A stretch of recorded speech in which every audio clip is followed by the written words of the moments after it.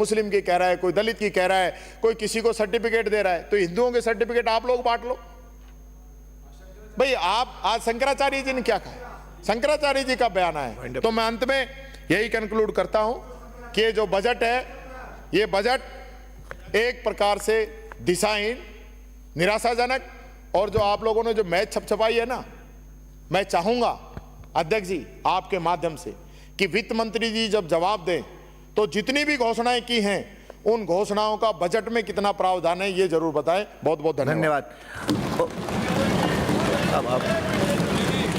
कल अध्यक्ष महोदय, मुख्यमंत्री माननीय वित्त मंत्री जी, अरे आप बीच, अरे बैठे माननीय मंत्री जी। अध्यक्ष महोदय, मंत्री जी मैं प्रस्ताव करता हूं। मंत्री जी, एक मिनट, अरे माननीय मंत्री जी,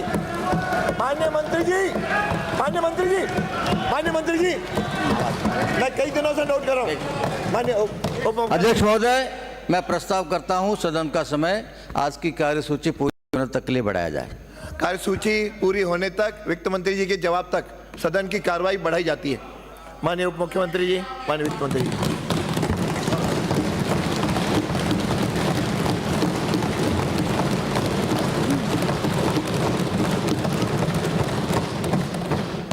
धन्यवाद अध्यक्ष महोदय। अध्यक्ष महोदय, मैं पक्ष तथा विपक्षी सदस्यों का बजट पर सामान्य चर्चा के दौरान सार्थक विचार रखने पर आभार व्यक्त करती हूँ। पक्ष का भी और विपक्ष का भी आभार व्यक्त करती हूँ। माननीय सदस्यों के साथ साथ आम जनता ने भी इस अभूतपूर्व बजट का खुले दिल से स्वागत किया है।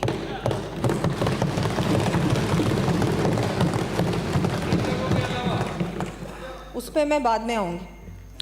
साथ ही मैं अपने विपक्ष के साथियों, विशेषकर राजाखेड़ा, चोमू, रानीवाड़ा तथा पाली से आने वाले माननीय सदस्यों का भी धन्यवाद करना चाहूँगी, जिन्होंने दलगत राजनीति से ऊपर उठकर इस बजट की प्रशंसा की है।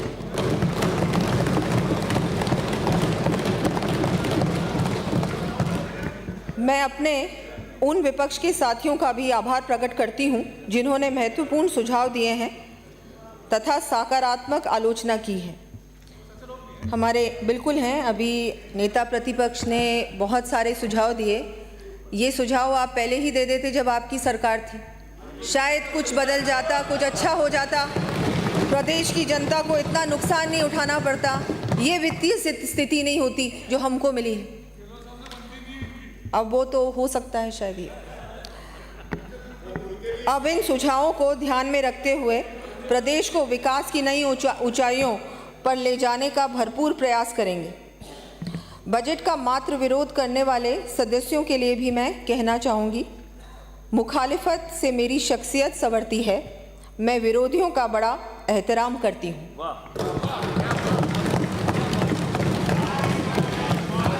हमने प्रदेश के दीर्घकालीन लक्ष्यों, लॉन्ग टर्म गोल्स तथा विकसित राजस्थान एट 2047 को ध्यान में रखते हुए इस बजट को तैयार किया है। राज्य के विकास में आम नागरिकों की भागीदारी को ध्यान में रखते हुए तथा बजट को सभी वर्गों, क्षेत्रों के लिए समावेशी बनाने के लिए आमजन एवं संगठनों को सुझाव आमंत्रित किए गए थे। प्रदेशवासियों द्वारा बढ़ चढ़कर सहभागिता निभाते हुए लगभग 1,67,000 से अधिक सुझाव हमको प्राप्त हुए। साथ ही हमारे द्वारा माननीय मुख्यमंत्री महोदय की अध्यक्षता में प्रदेश के विभिन्न महत्वपूर्ण स्टेक होल्डर्स यथा महिलाएं, स्वयंसेवी संस्थाओं, किसानों, उद्योगपतियों, व्यापार मंडलों, कर्मचारियों आदि संगठनों के साथ प्री बजट कंसल्टेशन मीटिंग्स आयोजित की गई थी। मुख्य रूप से रोजगार, आधारभूत संरचना, ग्रामीण विकास, कृषि, शिक्षा, स्वास्थ्य आदि से संबंधित सुझाव प्राप्त हुए। हमने इन सभी सुझावों का संबंधित विभाग से परीक्षण करवाकर इन सुझावों पर सकारात्मक कार्रवाई कर यथासंभव बजट में समावेशित किए जाने का प्रयास किया है। हमें पूरी आशा है सत्ता पक्ष के साथ साथ विपक्ष के साथियों का भी इसके क्रियान्वयन में हमें पूरा समर्थन प्राप्त होगा। बहुत आवश्यक है, आप बार बार कह रहे हैं इम्प्लीमेंटेशन, कैसे आप वित्तीय संसाधन उपलब्ध कराएंगे, हम करवाएंगे। डबल इंजन की सरकार है राजस्थान में, आप चिंता ना करें, हम पूरी तरह से प्रयास ही नहीं करेंगे, ये करके दिखाएंगे। जो घोषणाएं की हैं, वायदे किए हैं, उनको पूरा करेंगे। और जिसका भी शिलान्यास होगा कार्य का, जैसे हमारे माननीय प्रधानमंत्री जी शिलान्यास भी करते हैं और उद्घाटन भी करते हैं, ये सरकार वो करेगी, माननीय मुख्यमंत्री जी करेंगे। मैं वर्ष 2024-25 के लिए जो हमने 4,95,467 करोड़ रुपए का बजट पेश किया गया है, जिसका आकार वर्ष 2023-24 के बजट अनुमानों से 1,04,611 करोड़ रुपए अधिक है। चर्चा के दौरान राजाखेड़ा से आने वाले माननीय सदस्य, लक्ष्मणगढ़ से आने वाले माननीय सदस्य, कोटा उत्तर से आने वाले माननीय सदस्य एवं माननीय नेता प्रतिपक्ष द्वारा बजट घोषणाएं जैसा मैंने कहा किस प्रकार से धरातल पर आएंगी, इस पर चिंता व्यक्त की है। और वो चिंता तो बिल्कुल सही है। आपने देखा होगा आपके समय तो कोई काम ही नहीं हुआ। अब आप लोग सोच रहे हैं ये लोग कैसे करेंगे, हमने इनके लिए कुछ छोड़ा ही नहीं, पूरा सब कुछ खजाना खाली करके चले गए। लेकिन मैंने जैसे कहा, वित्तीय प्रबंधन पूर्ण रूप से होगा। हमारी सरकार ने कार्यभार संभालते ही हमारे मुख्यमंत्री भजनलाल जी के नेतृत्व में अपने संकल्पों को पूर्ण करते हुए जन कल्याणकारी योजनाओं पर काम करना शुरू किया है। माननीय सदन को बजट भाषण के अंतर्गत मेरे द्वारा इस संबंध में प्रगति से अवगत कराया जा चुका है। मैं यहाँ पुनः याद दिलाना चाहूँगी कि हमारे द्वारा यह त्वरित गति, जो कि 2 महीने से अधिक चुनावी आचार संहिता में, क्योंकि आचार संहिता थी और 2 महीने आचार संहिता में गए, उसके बावजूद भी ये गति हमने सुनिश्चित की है। हम इसी प्रकार आगे भी पूर्ण तत्परता से निरंतर कार्य करते रहेंगे। राजाखेड़ा, रानीवाड़ा, डूंगरपुर व लक्ष्मणगढ़ से आने वाले माननीय सदस्यों द्वारा राज्य की फिस्कल पोजीशन जैसे outstanding loan, fiscal deficit, capital outlay, government guarantee आदि के मुद्दों पर सदन का ध्यान आकर्षित किया गया। इस संबंध में मैं राज्य के फिस्कल पोजीशन के इन बिंदुओं पर वास्तविक स्थिति का विवरण भी सदन में प्रस्तुत करूंगी। साथ ही हमारे राजाखेड़ा से आने वाले माननीय सदस्य श्री रोहित बोरा जी ने यह भी बिंदु उठाया कि केंद्र के बजट का इंतजार क्यों नहीं किया। अध्यक्ष महोदय, वैसे तो ये माननीय सदस्य काफ़ी विद्वान हैं और मैं समझती हूँ कि संविधान के लेखानुदान के प्राविधान से वाकिफ़ होंगे, फिर भी मैं उन्हें ये याद दिला देती हूँ कि हमारी सरकार द्वारा 8 फरवरी 2024 को लेखा अनुदान विधानसभा में प्रस्तुत किया गया था।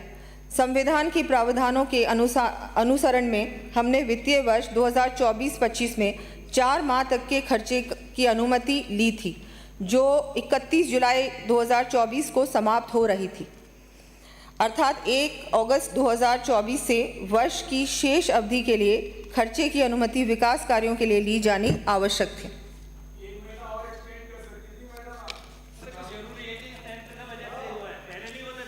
मान्य सदस्यों को यह भी ज्ञात है कि केंद्र सरकार द्वारा उनके लेखानुदान में राज्यों को विभिन्न केंद्रीय परिवर्तित योजनाओं, केंद्रीय करों में हिस्सा राशि इत्यादि के बजट अनुमान वर्ष 2024-25 के दर्शाए गए हैं।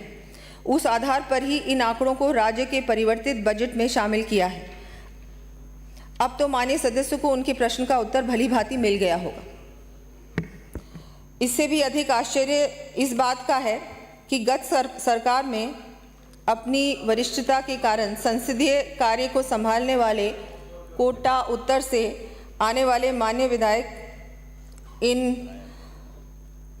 इस मान्य सदन में प्रश्नों के उत्तर सहित विधायी कार्य के संबंध में सरकार एवं माननीय मुख्यमंत्री महोदय के अधिकारियों एवं दायित्वों के ऊपर बेमतलब की टिप्पणी करके अपने अनुभव का प्रदर्शन करते हैं। क्योंकि बहुत बार अधिकारियों पे और सब पे बिना किसी वजह के झूठ, हाँ उससे उनकी शायद इनएक्सपीरियंस दिखता है, झूठ कहने लगे, सच से बचने लगे, हौसले मिट गए, तजर्बा रह गया। राजाखेड़ा से आने वाले माननीय सदस्य द्वारा इस चर्चा में बहुत समय तक केंद्र सरकार पर टिप्पणी की जाती है। बहुत बार उन्होंने केंद्र सरकार की बातें कही, ना केवल उन्होंने, वैसे बहुतों ने कही, पर विशेषकर उन्होंने कही। प्रदेश की जनता की बात करने की बजाय केंद्र सरकार पे ही चर्चा की। इससे ऐसा लगता है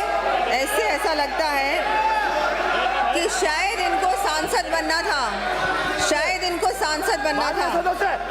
मेरा विनम्र आग्रह है कि बजाय केंद्र पर बेमतलब टिप्पणी के स्थान पर आप प्रदेश से जुड़ी समस्याओं के बारे में बात करें। ये बर्दाश्त नहीं करूंगा मैं आपके आगे से, ध्यान रखो। बोलिए। माननीय सदस्य द्वारा ये बिंदु भी उठाया गया कि केंद्र सरकार से जो CRF, PMGSY इत्यादि का पैसा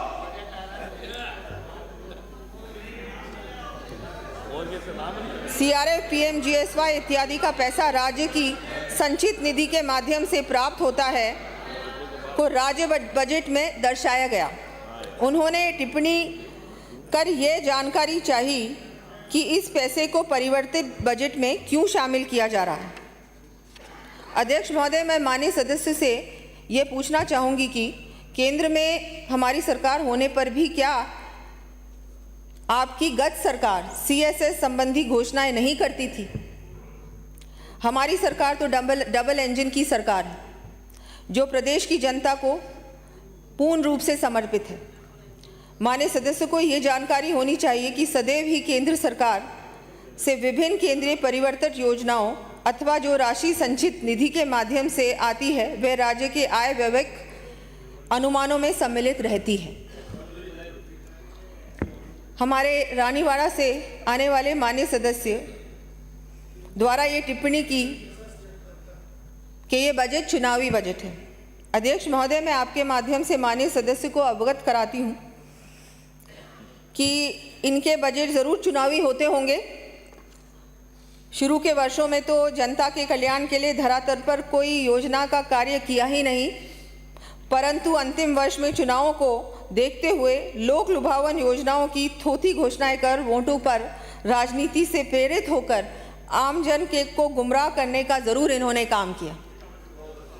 हमने तो पहले बजट से ही दूरदर्शी सोच रखते हुए हर क्षेत्र के लिए प्लान बनाकर ये कार्य किया है, बजट बनाया है। एक लॉन्ग टर्म बजट है, ये सिर्फ एक साल का बजट नहीं है, सिर्फ ये भी नहीं है कि ये 5 साल का बजट है, ये विकसित राजस्थान का बजट है, 2047 के राजस्थान का बजट है, एक विजनरी बजट है।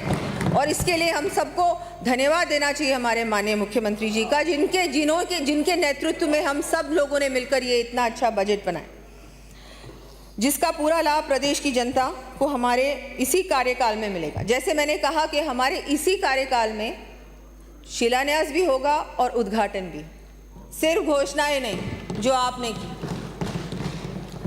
अब मैं फिस्कल स्थिति के बारे में उल्लेख करना चाहूँगी।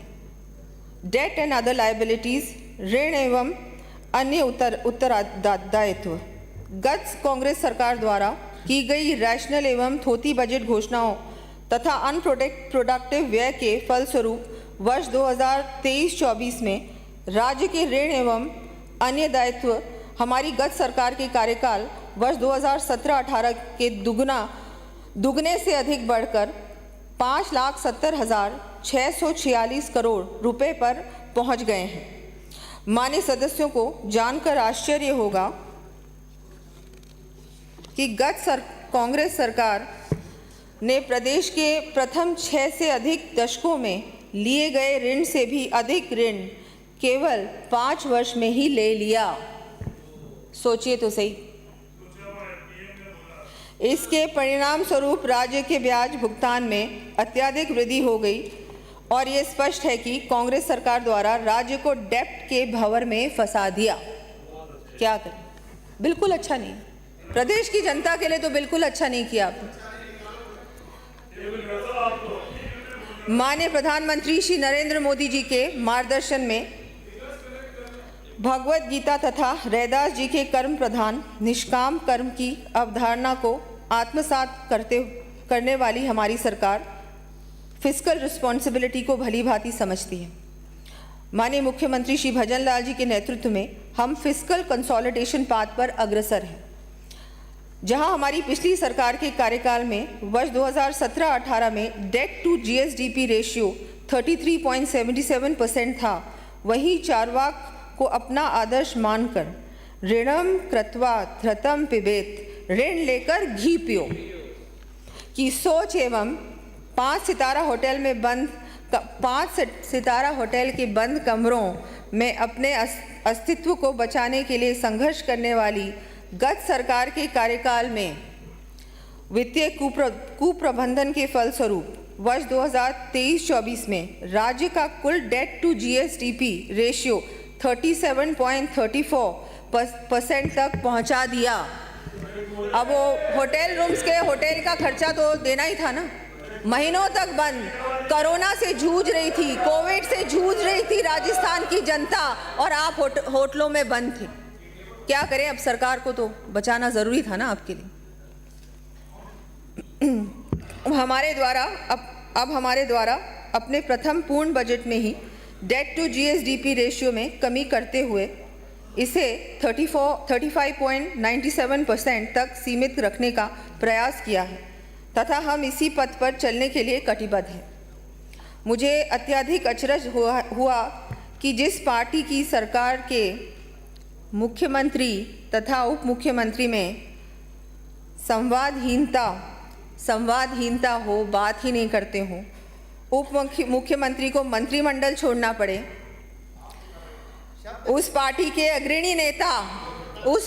अग्रणी नेता लक्ष्मणगढ़ से आने वाले हमारे माननीय विधायक हमारी सरकार में संवाद की स्थिति तथा कोऑर्डिनेशन को लेकर झूठी चिंता व्यक्त करते हैं।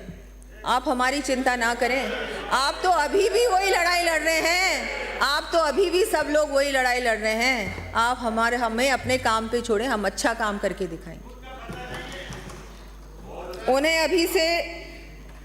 उन्हें अभी से ही हमारी इस डबल इंजन की सरकार में राज्य एवं केंद्र के अच्छे रिश्ते, आपको तो इससे भी समस्या हो रही है कि अब इनको तो कोई समस्या होगी नहीं, ये तो सारे ही वित्तीय संसाधन केंद्र से भी ले आएंगे, वहाँ से भी इनको बहुत सहयोग मिलेगा। तो आपकी चिंता समझ में आती है, बिल्कुल है, सही है। आप लोगों ने अपनी पार्टी के अंदर बहुत संघर्ष किया, अब क्या करें। हम लोग तो काम करने आए हैं, राजस्थान की जनता ने अवसर दिया। उन सहित विपक्ष के सभी माननीय विधायकगण से अनुरोध व अपेक्षा करूंगी कि वे ऐसी निर्थक बातों में समय जाया ना करें, प्रदेश की जनता के कल्याण में हमारा सहयोग करने का प्रयास करें।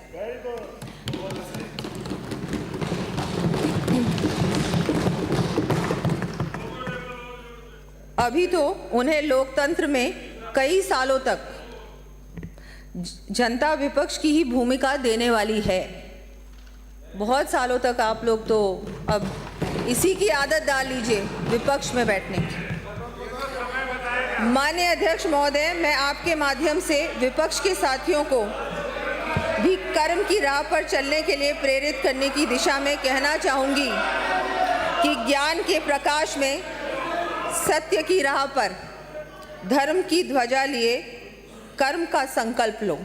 जीवन के संग्राम में इच्छाओं का दाह कर दृढ़ता का ढोल के लिए कर्म का संकल्प लो।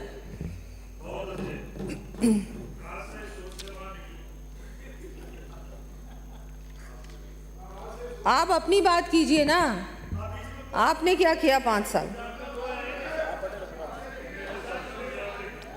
काश ये सारी बातें, चिंताएं जो आपने आपके सबके डिबेट में आप लोगों ने अपनी चिंताएं रखी, वही चिंताएं आप जब आपकी सरकार थी तब रखते तो वो सुझाव देते, है ना? तब मानने वाला भी कोई नहीं था और सुनने वाला नहीं था, मानने वाला नहीं था। क्या करें? अध्यक्ष महोदय, मैं आपके माध्यम से सदन को पुनः अवगत कराना चाहती हूं कि हमारे द्वारा राज्य के टैक्स व नॉन टैक्स रेवेन्यू में एफिशिएंसी बढ़ाने के लिए प्रक्रियाओं का सरलीकरण, ऑटोमेशन के साथ ही फेसलेस मैनेजमेंट की व्यवस्था प्रारंभ किए जाने से ट्रांसपेरेंसी आने के साथ ही रेवेन्यू कलेक्शन में वृद्धि होनी सुनिश्चित है। विपक्ष के मान्य सदस्यों ने राज्य में जीएसटी संग्रहण के बारे में भी संशय व्यक्त किया है। जैसे कि सर्वविदित है कि जीएसटी एक कर प्रणाली पर आधारित इनडायरेक्ट टैक्स प्रणाली का सबसे बड़ा सुधार है। प्रारंभिक वर्षों में केंद्र द्वारा राज्य में राजस्व वृद्धि 14% से कम होने की दशा में उसकी क्षतिपूर्ति भी की गई। यहाँ यह उल्लेखनीय है कि इस वर्ष अप्रैल में संपूर्ण देश के साथ ही हमारे विशेष प्रयासों से राज्य में भी जीएसटी का सर्वाधिक कलेक्शन हुआ है। इसके साथ ही राज्य में हुए कुल उत्पादन से देश में प्राप्त जीएसटी की ग्रोथ भी सर्वाधिक रही है। साथ ही प्रूडेंट फिस्कल मैनेजमेंट द्वारा भी राजस्व बढ़ाते हुए हम प्रदेश की जनता से किए अपने सभी वायदे पूरे करेंगे। हमारे द्वारा अल्प समय में इस दिशा में महत्वपूर्ण कदम उठाए गए यथा भारतीय रिजर्व बैंक की सलाह पर स्पेशल ड्राइंग फैसिलिटी एवं वेज एंड मीन्स एडवांस के अतिरिक्त कंसोलिडेटेड सिंकिंग फंड को भी हमारी सरकार द्वारा वर्ष 2024 में सब्सक्राइब किया गया।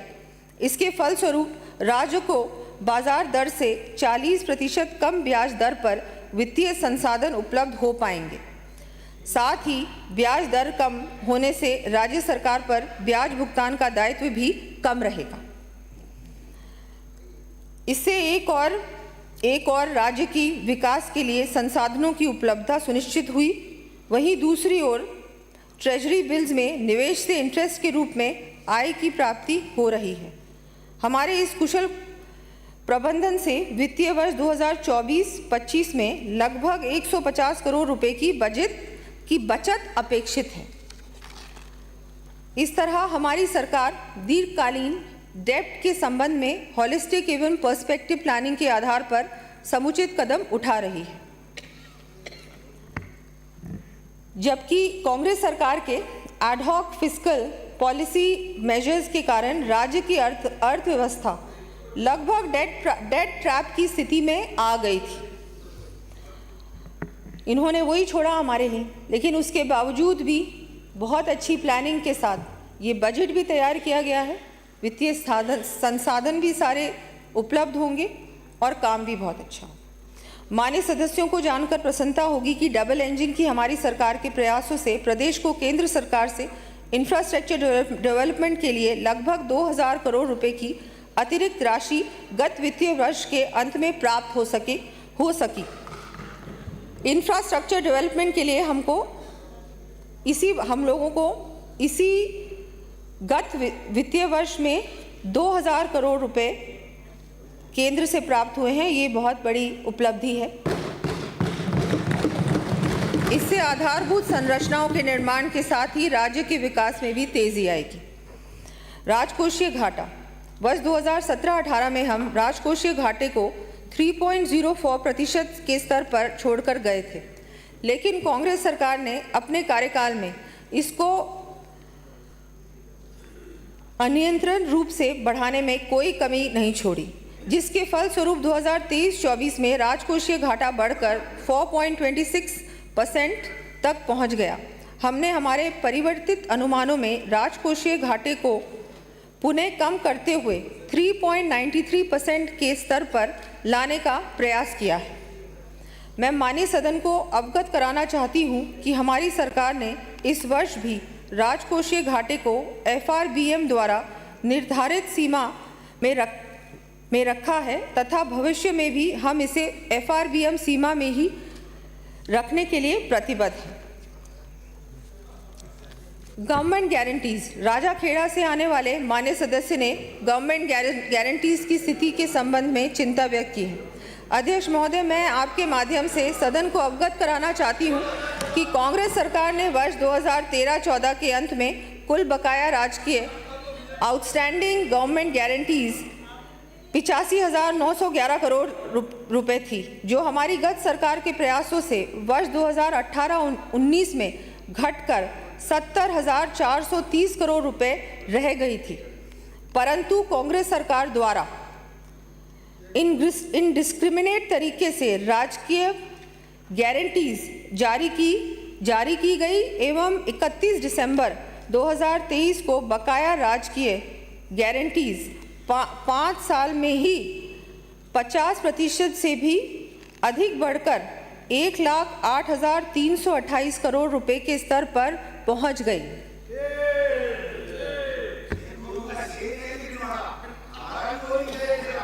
हमारी सरकार राजकीय पर सोच अलग है, विजन अलग है। हमारी सरकार राजकीय गारंटीज FRBM द्वारा निर्धारित सीमा में ही देने के साथ ऑल्टरनेट ऑप्शंस भी एक्सप्लोर कर रही है। केंद्र सरकार के सहयोग से इस संबंध में हम वर्ल्ड बैंक एवं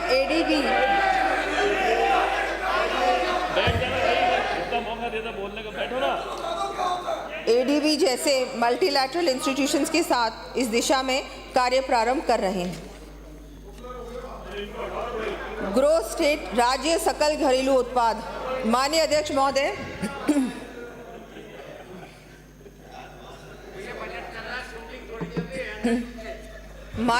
महोदय, मुझे ये बताते हुए अत्यंत प्रसन्नता है कि हमारी सरकार के द्वारा अल्प अवधि में ही कुशल वित्तीय प्रबंधन के साथ ही राज्य की अर्थव्यवस्था को सुदृढ़ करने के फलस्वरूप गत सरकार के कार्यकाल में दिसंबर 2023 तक GSDP की वृद्धि दर जो कि 11.58% थी, वह मार्च 2024 में बढ़कर 12.56% हो गई है।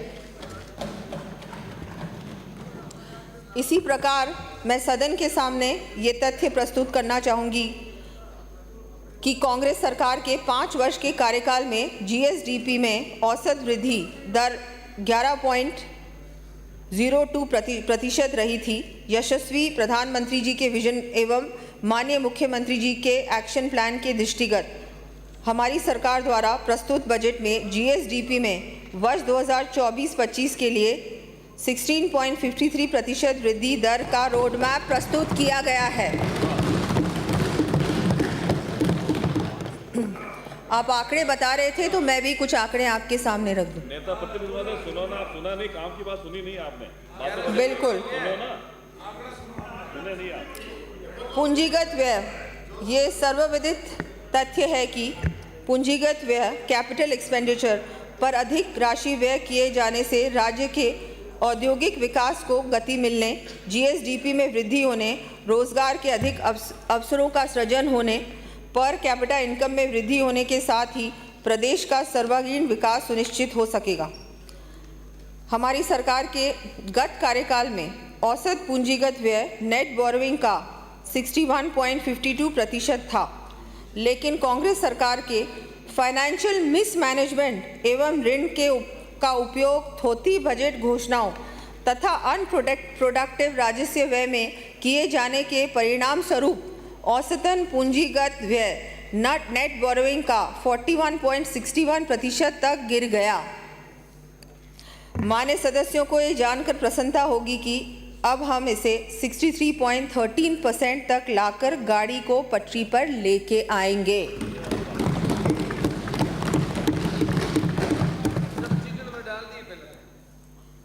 हमारी गत सरकार के कार्यकाल में जहां एवरेज कैपिटल आउटले GSDP का 2.54% था, वहीं कांग्रेस की रेवड़ी कल्चर के चलते वर्ष 2023-24 तक यह 1.75% के स्तर तक गिर गया। हमारी सरकार ने आधारभूत संरचनाओं एवं पूंजीगत कार्यों कैपिटल आउटले हेतु वर्ष 2024-25 में प्रावधान को बढ़ाकर 44,216 करोड़ रुपए प्रस्तावित किया है, जो कि GSDP का 2.48% है। Sector wise analysis, sector wise खर्च का विश्लेषण।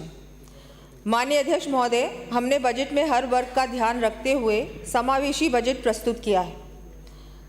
जिससे हमारा प्रदेश विकसित राज्यों की श्रेणी में तो आएगा ही, पर वंचित वर्गों के चेहरों पर भी मुस्कान आएगी। माननीय सदस्यों ने चर्चा के दौरान विभिन्न सेक्टर्स पर अपनी अपनी राय दी है। माननीय अध्यक्ष महोदय, अब मैं राज्य की अर्थव्यवस्था से जुड़े हुए मुख्य सेक्टर्स पर अपनी बात कहना चाहूँगी। वर्ष 2018-19 में योजनाओं का कुल प्रावधान 1,07,865 करोड़ रुपए रखा था, जो वर्ष 2023-24 में 1,84,312 करोड़ हुआ। इस प्रकार 5 वर्षों में केवल 76,000 करोड़ रुपए की वृद्धि हुई, जबकि हमारी सरकार ने वर्ष 2024-25 में 2,09,634 करोड़ रुपए का प्रावधान किया है। इस प्रकार हमारी सरकार ने केवल 1 वर्ष में ही 25,000 करोड़ की वृद्धि प्रस्तावित की है।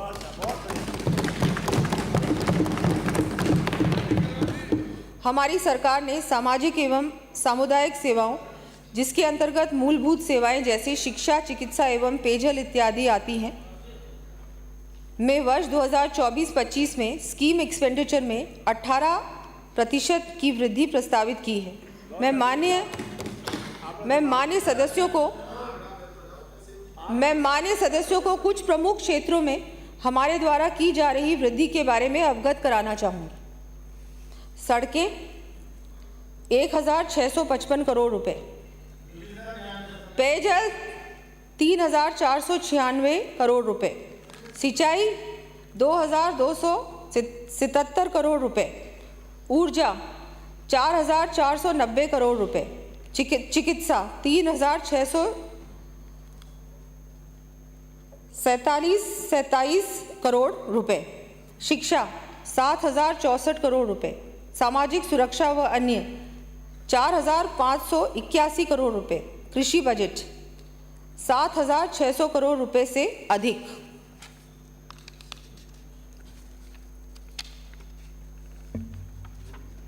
कृषि एवं पशुपालन, हमारी सरकार प्रदेश के अन्नदाताओं को समृद्ध बनाकर विकसित एवं खुशहाल राजस्थान का सपना साकार करेगी तथा हम उन्नत कृषि खुशहाल किसान के लिए प्रतिबद्ध हैं।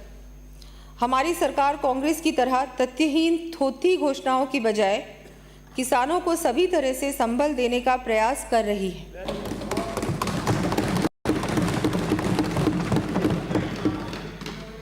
हमारे द्वारा जो बजट प्रस्तुत किया गया है, उसमें कृषक कल्याण एवं कृषि विकास हेतु 96,787 करोड़ 27 लाख रुपए का प्रावधान रखा है। 96,787 करोड़ 27 लाख रुपए का प्रावधान रखा है, जो कि कांग्रेस सरकार द्वारा वर्ष 23-24 में किए गए प्रावधान से लगभग 7,600 करोड़ रुपए अधिक है।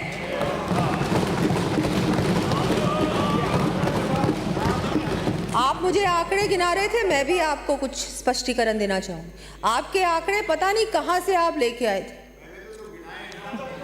उसका जवाब है ना, उसका जवाब है, आपका तो क्या हुआ?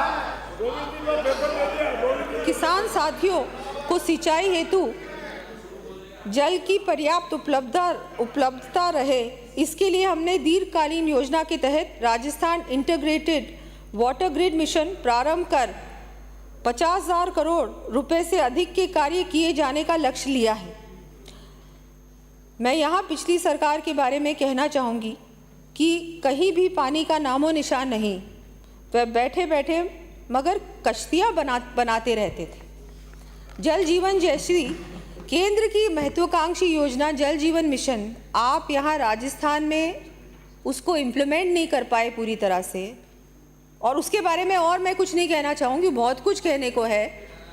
और आप बात करते हैं कि राजस्थान में पानी के बारे में सोचना चाहिए। हमारी सरकार ने कुछ ही महीनों में पानी में इतने बड़े काम किए, लेकिन आपको तो एक्सेप्ट करना नहीं है ना। हाँ, लक्ष्मणगढ़ से आने वाले माननीय सदस्य जो कि परंपरा के विपरीत जाकर मेरे द्वारा पढ़े जा रहे बजट भाषण के दौरान कृषि बजट पर बोलने से पहले ही किसानों को के मुद्दों पर टिप्पणी कर रहे थे। मैंने तो कृषि बजट शुरू ही नहीं किया था, पूरा कृषि बजट था, कई पेजेस का बजट था। किसानों के लिए हम सब संवेदनशील हैं। उन्हें मैं पुनः याद दिलाना चाहूंगी कि वादे के अनुसार माननीय मुख्यमंत्री जी द्वारा दिनांक 30 जून 2024 को टोंक से किसान सम्मान निधि की प्रथम किश्त के रूप में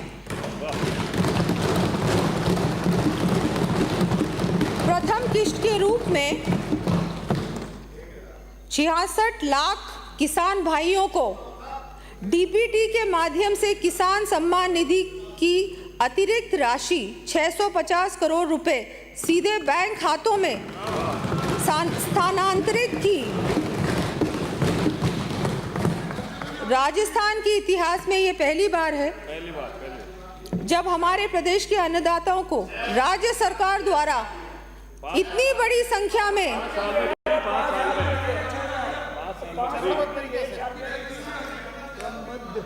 राजस्थान में के इतिहास में ये पहली बार है जब हमारे प्रदेश के अन्नदाताओं को राज्य सरकार द्वारा इतनी बड़ी संख्या में राशि सीधे उनके बैंक खातों में स्थानांतरित की गई।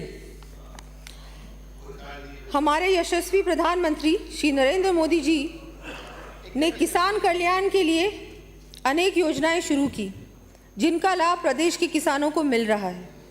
प्रदेश में प्रधानमंत्री फसल बीमा योजना के तहत लगभग 1400 करोड़ रुपए के बीमा क्लेम्स का निस्तारण किया गया तथा 9000 पीएम किसान समृद्धि केंद्र स्थापित किए गए। माननीय सदस्य, कांग्रेस सरकार माननीय सदस्य, अरे माननीय सदस्य, कांग्रेस सरकार द्वारा पशुपालकों को राहत देने के लिए पशुओं के बीमा के ढोल तो बहुत बजाए, लेकिन अपने कार्यकाल में एक भी पशु का बीमा नहीं करवाया। एक भी पशु का बीमा आप मानते हैं, बिल्कुल एक्सेप्ट भी कर रहे हैं, बिल्कुल माननीय सदस्य एक्सेप्ट कर रहे हैं, बिल्कुल ऐसे एक्सेप्ट करते जाइए। हम क्या करें? हमने न केवल दुधारू पशुओं गाय भैंस ही नहीं बल्कि अन्य पशुओं भेड़ बकरी ऊंट को शामिल करते हुए पशुधन बीमा का दायरा भी बढ़ाया है। भीनमाल से आने वाले माननीय सदस्य द्वारा गरीब किसानों के संबंध में चिंता व्यक्त की। उस संबंध में मैंने मेरे बजट भाषण में भी यही कहा कि आपके मिसमैनेजमेंट के कारण किसान ठगा सा महसूस कर रहा है। अच्छा है आपने अपनी नाकामी को स्वीकारा तो सही, बिल्कुल अच्छी बात है, बहुत ज़रूरी है, लेकिन ये स्वीकार नहीं आप कर रहे हैं ना सपोर्ट। अरे आप मेरी हर बात पे सहमति, अरे आप ही माननीय सदस्य, अरे माननीय सदस्य आपके लोग कर रहे हैं। माननीय सदस्य सबसे ज्यादा तो आप मेरी हर बात पे सहमति प्रदान कर रहे हैं, हर बात को अग्री कर रहे हैं। माननीय सदस्य, अच्छा है आपने अपनी नाकामी को स्वीकारा तो, माननीय सदस्य, लेकिन ये अरे माननीय सदस्य बैठिए, माननीय सदस्य, अरे माननीय सदस्य नो बैठिए, माननीय सदस्य, लेकिन ये स्वीकार, माननीय सदस्य सीमा क्रॉस कर रहे हो, लेकिन माननीय सदस्य सीमा क्रॉस कर रहे हो, बहुत ही विलंब से आई, लेकिन चलो आई तो सही, स्वीकारा तो सही। सीमाओं का उल्लंघन मत करो। माननीय सदस्य भीम से आने वाले क्या कर रहे हो? इस सीमाओं का उल्लंघन करोगे नाम लूंगा। टोडा भीम से आने वाले माननीय सदस्य ने कहा कि किसानों को जो फसली ऋण मुफ्त ब्याज कर दिया जाता था हमने तो उसमें भी कटौती कर दी। माननीय सदस्य का ये सरासर झूठ तथ्य है, ये बिल्कुल सही नहीं है। आपने ये जो बात रखी है ये तथ्यों के विपरीत है, ऐसा बिल्कुल नहीं हुआ है। हमने पिछली वर्ष से अल्पकालीन फसली ऋण की राशि में 1000 करोड़ रुपए की वृद्धि करते हुए अनुदान का भी प्रावधान किया है।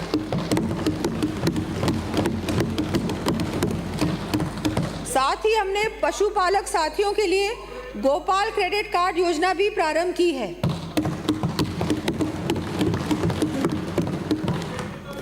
इसी प्रकार पूर्ववर्ती सरकार ने पानी के नाम पर सिर्फ राजनीति करते हुए ईआरसीपी सहित प्रदेश की प्रमुख पेयजल परियोजनाओं को अटकाने का काम किया, लेकिन हमारी सरकार ने अल्प समय में ही हमारे यशस्वी प्रधानमंत्री श्री नरेंद्र मोदी जी के मार्गदर्शन तथा मुख्यमंत्री श्री भजनलाल जी के नेतृत्व में ईआरसीपी के लिए केंद्र सरकार एवं मध्य प्रदेश के साथ एमओयू कर प्रथम चरण हेतु कार्य आदेश भी जारी कर दिए हैं।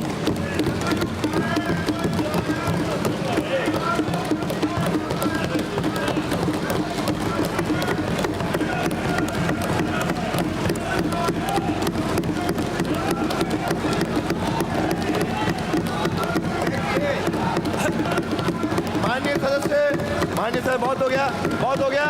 माननीय सदस्य बैठिए, आप बैठिए, थोड़ा हो गया, बहुत है। साथ ही शेखावटी अंचल के लोगों की बरसों पुरानी मांग को पूरा करने के लिए यमुना जल समझौते के तहत केंद्र सरकार और हरियाणा सरकार के साथ त्रिपक्षीय समझौता किया जा चुका है।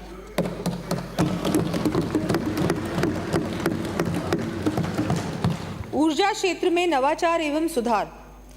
पूर्ववर्ती कांग्रेस सरकार द्वारा केवल बिजली की खरीद पर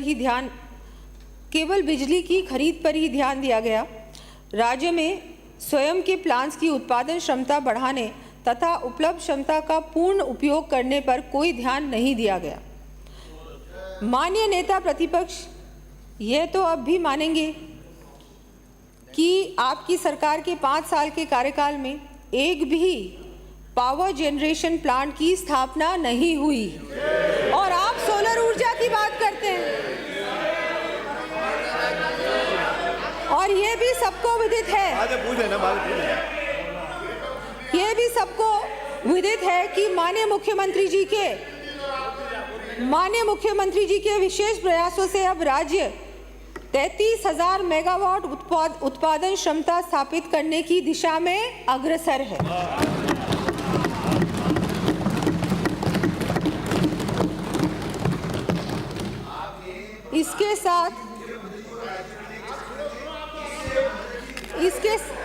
इसके साथ ही गत सरकार के समय पूर्व से संचालित प्लांट्स का पीएलएफ भी मात्र 55.10% रहा। हमारी सरकार ने कार्यभार संभालते ही राज्य के प्लांट्स की क्षमता के उपयोग पर पूर्ण ध्यान दिया, जिसके परिणाम स्वरूप पीएलएफ 70.32% हो गया है। हमारी गत भाजपा सरकार ने केंद्र सरकार की उदय योजना को राज्य में वर्ष 2015 से लागू कर विद्युत कंपनियों के बकाया ऋणों की 75% राशि 62,422 करोड़ रुपए अधिग्रहित टेकओवर पर विद्युत कंपनियों का ऑपरेशनल एंड फाइनेंशियल टर्नअराउंड किया गया था। इसके परिणाम स्वरूप वर्ष 2018-19 में डिस्कॉम्स राशि 2,607 करोड़ रुपए के प्रॉफिट में थी। तत्पश्चात कांग्रेस सरकार की ऊर्जा क्षेत्र में अदूरदर्शी नीतियों के फलस्वरूप प्रदेश की डिस्कॉम्स एवं ऊर्जा क्षेत्र को अत्यंत दयनीय स्थिति में पहुंचा दिया।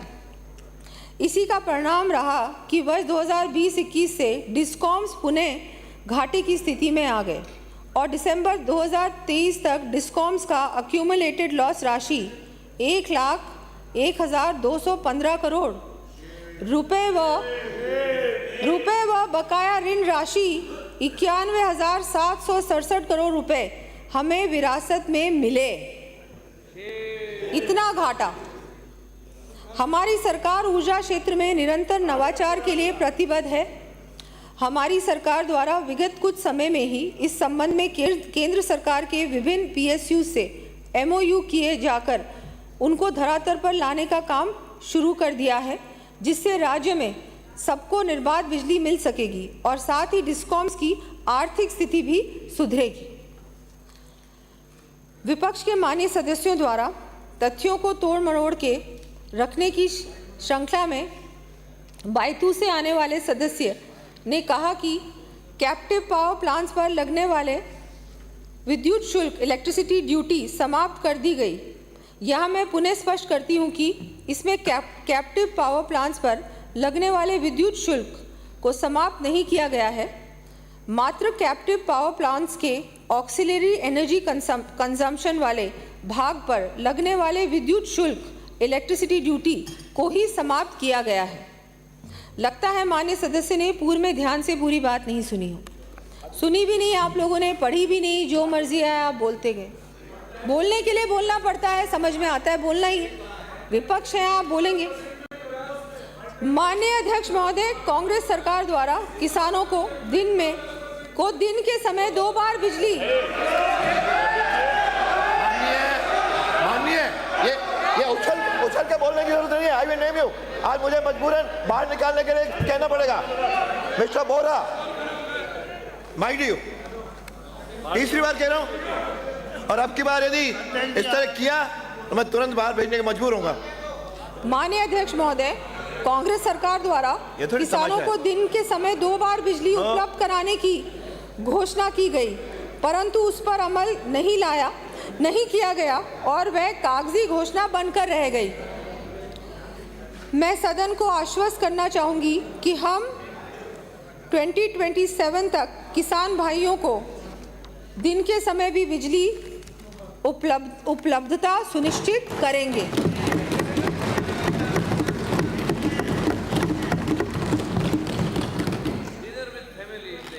साथ ही जनरेशन, ट्रांसमिशन, डिस्ट्रीब्यूशन की भी समुचित व्यवस्था सुनिश्चित करेंगे। रिसर्जेंट राजस्थान, कांग्रेस सरकार द्वारा हमारे द्वारा सफलतापूर्वक आयोजित किए गए रिसर्जेंट राजस्थान की नकल करते हुए इन्वेस्टमेंट राजस्थान समिट 2022 आयोजित की गई, जिसमें केवल थोड़ी चर्चाएं की गई। कुछ ग्रुप्स कंपनी से एमओयू किए गए, परंतु इन एमओयू पर केवल कागजी कार्रवाई हुई, कोई एमओयू धरातल पर नहीं आया। कांग्रेस की सरकार सदा से ही मुंगेरी लाल के सपने दिखाने का काम करती है।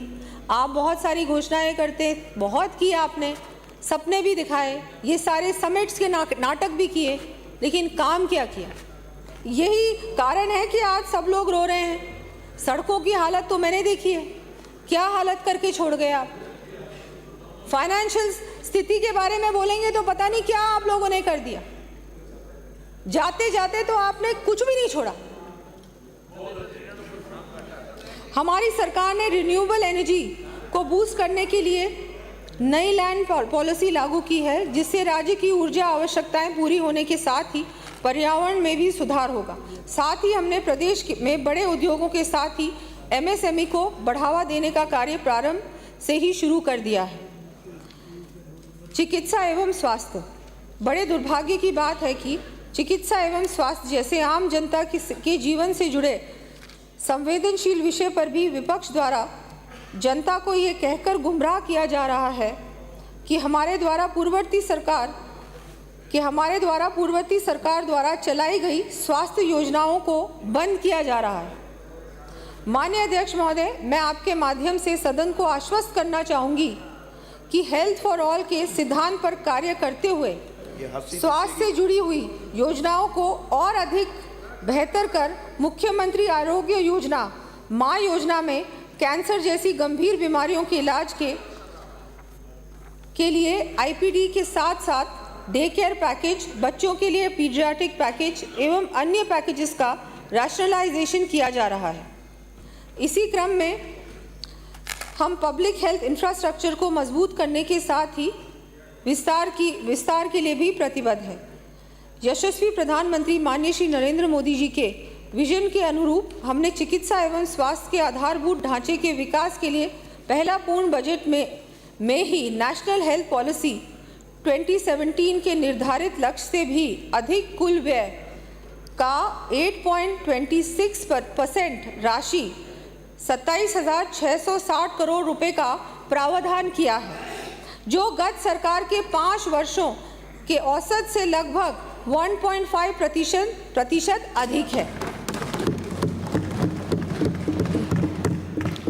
जनजाति क्षेत्र विकास टीएसपी एरिया डेवलपमेंट। डूंगरपुर से आने वाले माननीय सदस्य द्वारा जनजाति क्षेत्र टीएसपी एरिया में निवासरत हमारे जनजाति के भाई बहनों के लिए चिंता करते हुए कहा कि नरेगा में टीएसपी एरिया में हमारी सरकार ने 125 दिन मजदूरी के दिए थे, लेकिन आपकी सरकार के बनते ही उसको आपने 100 दिन कर दिया। मैं माननीय सदन को अवगत कराना चाहूँगी कि यह बिल्कुल तथ्यहीन बात है। आज भी राज्य की एसटी बहुल्य 8 जिलों की 47 पंचायत समितियों के जॉब कार्ड होल्डर परिवारों को महात्मा गांधी नरेगा में 100 दिवस पूर्ण करने के उपरांत 50 अतिरिक्त दिवसों का रोजगार राज्य मद से उपलब्ध कराया जा रहा है।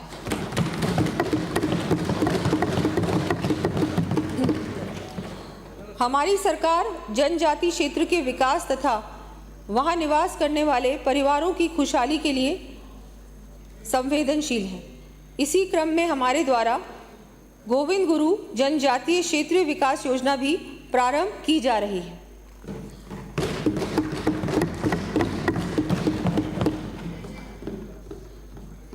Policy and structural reforms. माननीय अध्यक्ष महोदय, सबको ये विदित है कि 2014 में माननीय प्रधानमंत्री मोदी जी के आने से पहले पूरा देश पॉलिसी पैरालिसिस से जूझ रहा था। यशस्वी प्रधानमंत्री मोदी जी के द्वारा विभिन्न स्ट्रक्चरल रिफॉर्म्स, उदाहरण स्वरूप tax reforms, banking reforms, land reforms, digitalisations of economy आदि लाने के फलस्वरूप देश की अर्थव्यवस्था को नई दिशा प्राप्त हुई है। हमारी सरकार द्वारा भी इस नीति का अनुसरण करते हुए इस बजट में industrial policy, MSME policy, agro processing policy, export promotion policy, youth policy, state skill policy, Rajasthan 1 district 1 product policy, Rajnivesh policy इत्यादि नई नीतियां लाकर सुधार सुनिश्चित कर रहे हैं।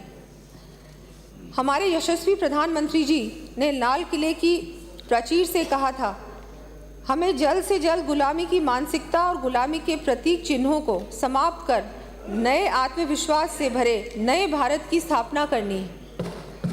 इसके अनुरूप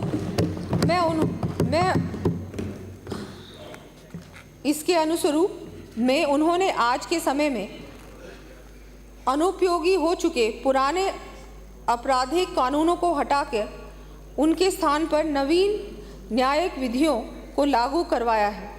हम जो कहते हैं वो करके भी दिखाते हैं। नए कानूनों में पीड़ित को जल्द न्याय उपलब्ध कराने और दोषी के स्थान पर पुनर्वास की भावना को प्रधानता दी गई है। साथ ही महिलाओं, बच्चों तथा ग्रामीणों के हितों को बढ़ावा देने के प्रावधानों को भी शामिल किया है। बहुत ही दुर्भाग्य की बात है कि हमारे प्रतिपक्ष के साथी नकारात्मक सोच तो रखते ही हैं, साथ ही आमजन की श्रद्धा से खिलवाड़ करने से भी बाज नहीं आते। बजट पर बहस के दौरान कोटा उत्तर से आने वाले माननीय सदस्य ने अपनी आदत के अनुसार धार्मिक स्थानों पर विकास कार्य करवाने की गत सरकार की कागजी घोषणा का ढोल बजाते हुए हमारे द्वारा वास्तव में जनता की आस्था को मूलभूत देने के प्रयासों पर बेमतलब की टिप्पणी की है। जैसा मैं बहुत बार कह चुकी हूँ, आप लोगों ने घोषणाएं की है, चाहे हम मंदिरों की बात करें, चाहे हम सड़कों की बात करें, चाहे हम किसी भी चीज़ की बात, घोषणाएं की, बहुत सारी बातें की, लेकिन अगेन धरातल पर कुछ नहीं उतरा। और मंदिरों की बात की कि क्यों इस मंदिर में इतना क्यों दिया जा रहा है, उस मंदिर में क्यों दिया जा रहा है, और हमने इतना दिया था। वास्तविकता ये है कि आपने दिया पता नहीं क्या था, आपने सिर्फ बोला था, लेकिन जो काम धरातल पे हुआ है वो बिल्कुल उतना नहीं हुआ है। नाम मात्र काम हुआ है और कई जगहों पे तो कुछ भी काम नहीं। मैं माननीय सदन के माध्यम से प्रदेश की जनता को उनकी खुशहाली के साथ ही उनके श्रद्धा स्थलों के विकास के लिए भी आश्वस्त करती हूँ। हमारे द्वारा प्रस्तुत प्रथम पूर्ण बजट राज्य को विकसित राज्य बनाने की दूरगामी सोच के साथ प्रस्तुत किया गया है। हमारे माननीय मुख्यमंत्री भजनलाल जी की सरकार पहले साल से ही धरातल पर प्रदेश हित में काम कर रही है। मैं प्रदेश की जनता को सदन के माध्यम से ये आश्वस्त करती हूँ कि हम यहाँ सेवा के लिए हैं और सर्वजन हिताय के भाव को केंद्र बिंदु मानकर 12 दिसंबर 2023 अर्थात सरकार गठन के पहले दिन से ही राज्य के विकास में में जी जान से जुट गए हैं और हमारा ये ध्येय है कि प्रदेश के विकास में कोई कमी कोई कसर हम लोग नहीं छोड़ेंगे। जितने वायदे किए घोषणाएं किए उससे अधिक काम होगा।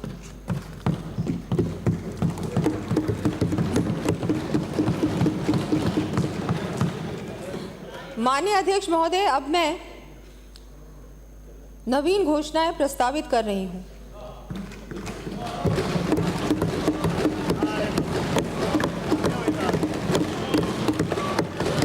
आधारभूत संरचना इंफ्रास्ट्रक्चर सड़क सुनिए जनगणना 2011 के आधार पर निर्धारित आबादी के 1000 से अधिक राजस्व गांवों को डामर सड़क से कनेक्टिविटी उपलब्ध करवाया जाना प्रस्तावित है।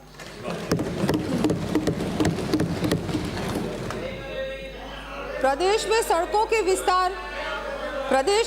के विस्तार एवं सुदृढ़ीकरण हेतु लगभग 2000 करोड़ रुपए की राशि से विभिन्न सड़क निर्माण कार्य 2 वर्षों में करवाए जाने प्रस्तावित हैं। इन सड़क कार्यों की सूची मैं सदन के पटल पर प्रस्तुत कर रही हूं। लंबी सूची है।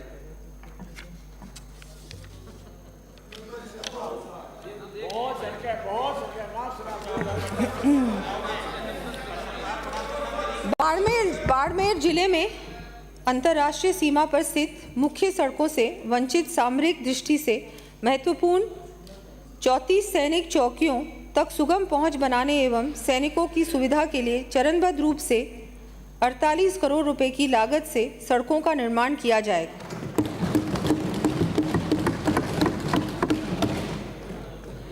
प्रथम चरण में इस वर्ष 9 सैनिक चौकियों हेतु सड़क निर्माण का कार्य हाथ में लिया जाएगा।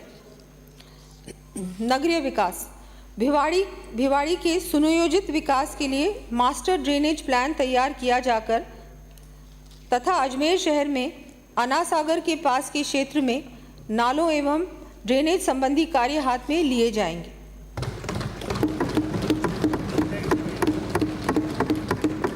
धन्यवाद। खीमसर, नागौर, डीग व शाहपुरा में रोडवेज बस स्टैंड संबंधी कार्य करवाए जाएंगे। पेयजल प्रदेश के विभिन्न क्षेत्रों में पेयजल उपलब्ध करवाने के लिए 33 करोड़ रुपए से अधिक के कार्य चरणबद्ध रूप से करवाए जाने प्रस्तावित हैं। इन पेयजल संबंधी कार्यों का विवरण मैं सदन के पटल पर प्रस्तुत कर रही हूँ। ऊर्जा विद्युत प्रसारण तंत्र को सुदृढ़ एवं विकसित करने हेतु 132 kV या उससे अधिक की हाई टेंशन लाइन के निर्माण हेतु आवश्यक टावर एवं ट्रांसमिशन लाइन से किसानों की ज़मीन प्रभावित होती है। किसानों को ऐसी स्थिति में मैं ऐसे ट्रांसमिशन टावर बेस के साथ चारों तरफ 1 मीटर तक अतिरिक्त क्षेत्रफल की गणना तक डीएलसी दर का दुगना तथा ट्रांसमिशन लाइन के नीचे आने वाले क्षेत्रफल के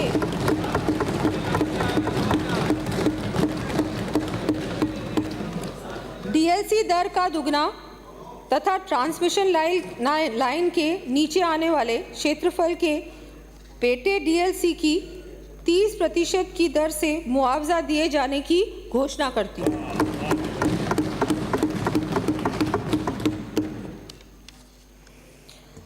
एनर्जी ऑडिट के लिए 3 वर्षों में 4,34,000 डिस्ट्रीब्यूशन ट्रांसफॉर्मर्स पर चरणबद्ध रूप से स्मार्ट मीटर्स लगाए जाएंगे। इस वर्ष 1 लाख से अधिक स्मार्ट मीटर्स लगाए जाने प्रस्तावित हैं। विद्युत प्रसारण तंत्र के सुदृढ़ीकरण हेतु विभिन्न क्षमता के जीएसएस स्थापित किए जाएंगे। इन जीएसएस की सूची मैं सदन के पटल पर रख रही हूँ। औद्योगिक विकास प्रदेश में उद्यमियों को प्रोत्साहन देने की दृष्टि से नवीन रिप्स योजना लाई जानी प्रस्तावित है। इसी के साथ उद्यमियों को समयबद्ध रूप से सहायता प्राप्त हो सके इस हेतु रिप्स फंड गठित कर आवश्यक प्रावधान किए जाएंगे। एमएसएमई उद्यमियों को कॉमन सैंपलिंग एवं मॉनिटरिंग की सुविधा उपलब्ध कराने के लिए चरणबद्ध रूप से संभाग मुख्यालयों सहित 20 स्थानों पर रीजनल लेबोरेटरी स्थापित किया जाना प्रस्तावित है।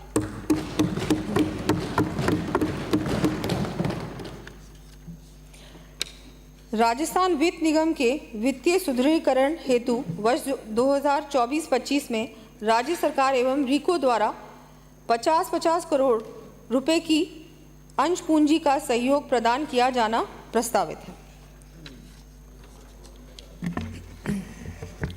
पर्यटन, कला एवं संस्कृति। भृतहरि धाम अलवर, अर्बुदा माता एवं अचलेश्वर महादेव मंदिर माउंट आबू, द्वारकाधीश जी मंदिर राजसमंद, नसिया जी विराटनगर, कोटपुतली बहरोड़, दिल्ली बाईपास स्थित तेग बहादुर साहिब गुरुद्वारा जयपुर तथा बुड्ढा जौहर गुरुद्वारा अनूपगढ़ में श्रद्धालुओं की सुविधा एवं विकास कार्य करवाए जाएंगे।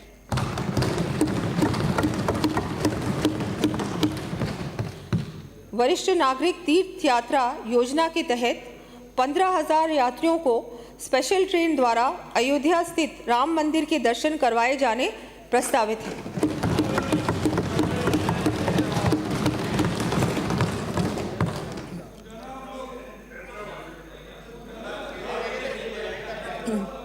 देश के नवनिर्माण में हमारे महापुरुषों द्वारा दिए गए योगदान एवं उनके कार्यों को विद्यार्थियों तक पहुंचाने हेतु उनकी जीवनी को प्रकाशित कराया जाएगा। प्रथम चरण में स्वामी विवेकानंद एवं सरदार वल्लभ भाई पटेल के मोनोग्राफ प्रकाशित किए जाएंगे।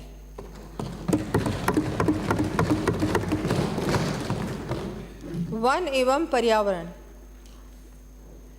ब्राह्मणी नदी बेगू चित्तौड़गढ़ के रिवर फ्रंट एवं सौंदर्यीकरण के कार्य करवाया जाना प्रस्तावित है।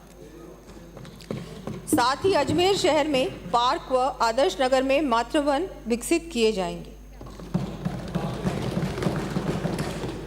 शिक्षा एवं खेल।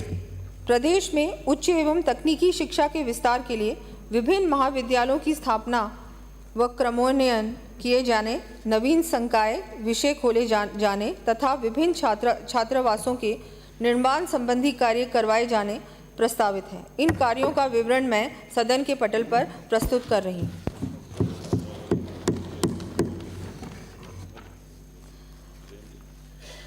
बालिकाओं को तकनीकी शिक्षा के क्षेत्र में प्रोत्साहन देने के उद्देश्य से पॉलीटेक्निक तकनीकी पाठ्यक्रम में प्रवेश लेने पर उच्च शिक्षा की तर्ज पर इस वर्ष योग्यता मेरिट के आधार पर 500 स्कूटी वितरित की जाएंगी। महाविद्यालय तथा कक्षा 11वीं एवं 12वीं के विद्यार्थियों के लिए प्रतिष्ठित कंपनियों के माध्यम से कॉर्पोरेट सर्टिफिकेशन प्रोग्राम संचालित करने हेतु प्रदेश में सभी संभागों में राजस्थान फिनिशिंग स्कूल सेंटर्स की स्थापना किए जाने की घोषणा। इसके अंतर्गत 3 वर्षों में लगभग 50,000 विद्यार्थियों को प्रशिक्षित किया जाना प्रस्तावित है। इस पर 60,000 करोड़ रुपए प्रतिवर्ष का व्यय होगा।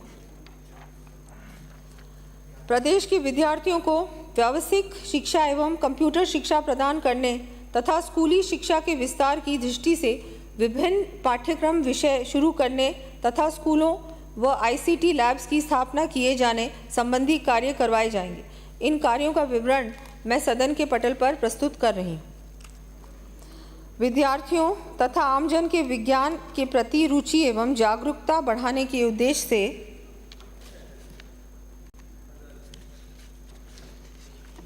अलवर एवं भरतपुर में विज्ञान केंद्र की स्थापना का कार्य हाथ में लिया जाना प्रस्तावित है।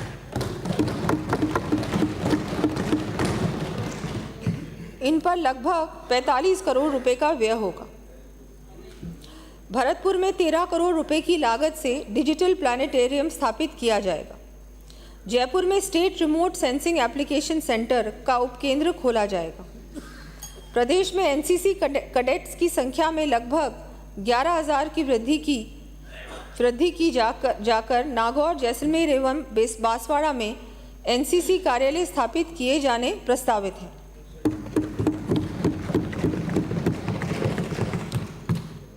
साथ ही प्रदेश में स्काउटिंग को बढ़ावा देने के लिए हिंदुस्तान स्काउट्स हेतु नियम बनाते हुए 4 करोड़ रुपए का अनुदान दिया जाएगा। शाहबाद बारा में सहरिया जनजाति वर्ग हेतु तीरंदाजी व एथलेटिक्स खेल अकेडमी तथा अजमेर जिला मुख्यालय पर एथलेटिक्स खेल अकेडमी की स्थापना की जाएगी। साथ ही कपासन चित्तौड़गढ़ में इंडोर स्टेडियम बनाया जाना प्रस्तावित है।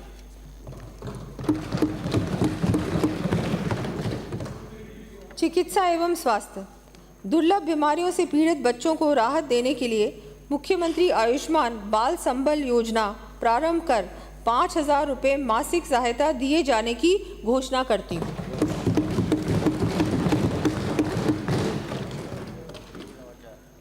थैलेसीमिया से पीड़ित व्यक्तियों के उपचार हेतु हेमाटोलॉजी सेंटर की स्थापना के साथ ही मरीजों को बिना रिप्लेसमेंट रक्त संरक्षण की सुविधा उपलब्ध कराए जाने हेतु 10 नए रक्त संग्रहण एवं परिवहन वाहन उपलब्ध करवाए जाएंगे।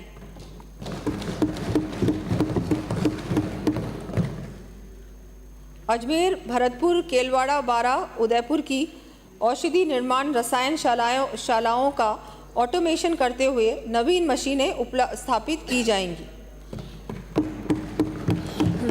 इन पर 15 करोड़ रुपए का व्यय होना प्रस्तावित है। साथ ही आयुर्वेद दवाइयों की समुचित उपलब्धता सुनिश्चित करने के लिए 10 करोड़ रुपए का अतिरिक्त प्रावधान किया जाएगा। ब्रेस्ट कैंसर की जांच हेतु मोबाइल वैन्स की संख्या बढ़ाते हुए चरणबद्ध रूप से प्रत्येक चिकित्सा महाविद्यालय पर उपलब्ध करवाई जाएगी। साथ ही प्राथमिक स्तर की जांच के लिए समस्त एएनएम एवं आंगनबाड़ी कार्यकर्ताओं को भी ट्रेनिंग दी जानी प्रस्तावित है। प्रदेश में चिकित्सा सुविधाओं के उन्नयन के लिए चिकित्सा संस्थानों के अपग्रेडेशन, स्थापना, भवन निर्माण एवं रिपेयर एंड मेंटेनेंस तथा आयुष चिकित्सा सुविधा कार्य करवाए जाएंगे। इन कार्यों की सूची मैं सदन के पटल पर प्रस्तुत कर रही हूँ। सामाजिक सुरक्षा, प्रधानमंत्री मातृवंदन योजना के अंतर्गत दिव्यांग गर्भवती महिलाओं को देय राशि 6,500 रुपये को बढ़ाकर 10,000 रुपये किया जाना प्रस्तावित है।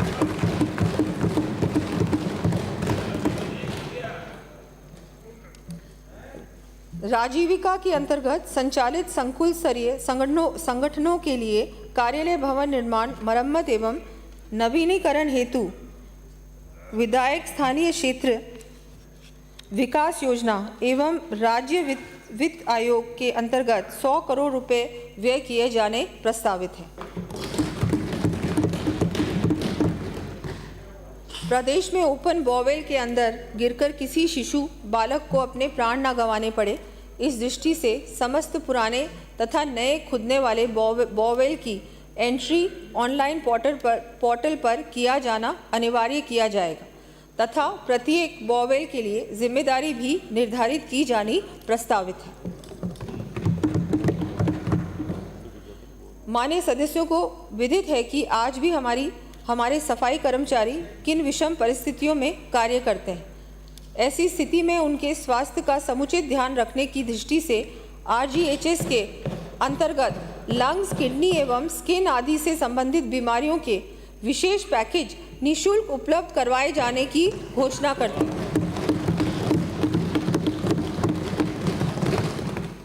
प्रदेश में सिंचाई सुविधाओं से संबंधी विभिन्न कार्य करवाए जाने प्रस्तावित हैं। इन सिंचाई कार्यों की सूची मैं सदन के पटल पर प्रस्तुत कर रही हूँ। 20,000 किसानों को भूमि सुधार हेतु निःशुल्क जिप्सम उपलब्ध करवाया जाना प्रस्तावित है। प्रदेश में कृषि क्षेत्र में उन्नत तकनीक का प्रयोग बढ़ाने की दृष्टि से centre of excellence for tissue culture एवं state institute of food technology, entrepreneurship and management की स्थापना किया जाना प्रस्तावित है। प्रदेश में बापिड़ी, लोहावट, फालोदी तथा कोटखावदा जयपुर में कृषि उपज मंडी स्थापित की जाएगी। प्रदेश में पशु चिकित्सा सुविधा के लिए विभिन्न पशु चिकित्सा संस्थान खोले व क्रमोन्नत किए जाएंगे। इन संस्थानों की सूची मैं सदन के पटल पर प्रस्तुत कर रही हूँ। प्रदेश की 100 गौशालाओं को रियायती दरों पर गौ कास्ट मशीन उपलब्ध करवाए जाने की घोषणा करती हूँ।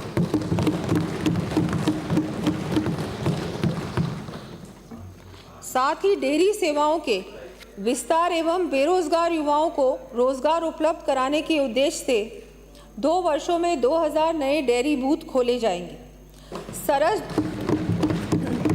सरस दुग्ध एवं दुग्ध उत्पादों की घर घर पहुंच सुनिश्चित करने के लिए इस वर्ष शहरी क्षेत्रों में 1000 सरस मित्र बनाए जाने प्रस्तावित है। अधिक से अधिक ग्रामीण क्षेत्रों के दुग्ध उत्पादकों को सहकारिता से जोड़ने के लिए 2 वर्षों में 1500 नई दुग्ध सहकारी समितियां चरणबद्ध तरीके से स्थापित किए जाना प्रस्तावित है। सुशासन राज्य न्यायालयों के न्यायिक कार्य हेतु online portal Rajasthan revenue court modernization system लागू किया जाएगा। इस पर 5 वर्षों में लगभग 50 करोड़ रुपए व्यय किए जाएंगे। साथ ही भूमि सीमा ज्ञान, सहमति विभाजन, नामांकन, गैर खातेदारी से खातेदारी, भूमि की लीज आदि नामांकन के ऑटो डीम्ड निस्तारण हेतु ऑनलाइन प्लेटफॉर्म लागू किए जाएंगे। क्षेत्रीय कार्यालयों के कवरेज के उन्नयन के लिए विभिन्न प्रशासनिक पुलिस इकाइयों एवं न्यायालयों की स्थापना व क्रमोन्नयन किया जाएगा। इन इकाइयों न्यायालयों की सूची मैं सदन के पटल पर प्रस्तुत कर रही हूँ। युवाओं को नशे की लत लगे ही नहीं, इसके लिए ज़रूरी है कि नशीले पदार्थों के स्रोत व अवैध कारोबार को रोका जाए। इस दृष्टि से मैं नशे के अवैध कारोबार पर प्रभावी अंकुश लगाने के लिए एंटी नारकोटिक्स टास्क फोर्स का गठन करने की घोषणा करती हूँ।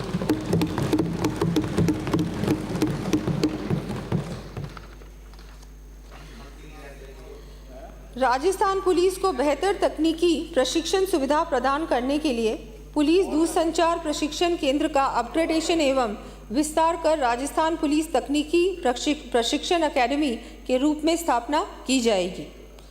साथ ही पुलिस थानों में एफआईआर से लेकर इन्वेस्टिगेशन तक का कार्य ऑनलाइन सुचारू रूप से हो, इस हेतु शेष रहे 202 पुलिस थानों में भी इंटरनेट कनेक्टिविटी सुविधा उपलब्ध कराया जाना प्रस्तावित है। कार्मिक कल्याण केंद्र के पेंशन नियमों के अनुरूप ही राज्य सरकार के कार्मिक की सेवानिवृत्ति पर अन्य पात्र सदस्य के नहीं होने पर स्थायी रूप से स्पेशली एबल्ड बच्चे और बच्चों, आश्रित माता पिता और स्पेशली एबल्ड भाई बहन का नाम पीपीओ में अंकित किए जाने की मैं घोषणा करती हूँ।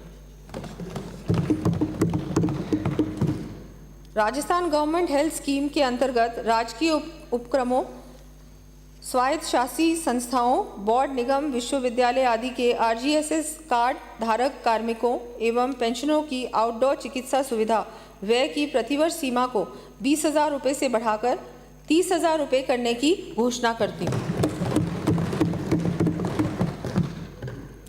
साथ ही इन उपक्रमों के आरजीएसएस कार्ड धारक पेंशनरों की मृत्यु उपरांत उनके पात्र आश्रितों को आरजीएसएस के अंतर्गत चिकित्सा सुविधा उपलब्ध करवाई जाएगी। वृद्ध पेंशनर्स को आरजीएचएस के अंतर्गत विटामिन्स, मिनरल्स एवं एंटीऑक्सीडेंट्स को अनुमत किया जाना प्रस्तावित है।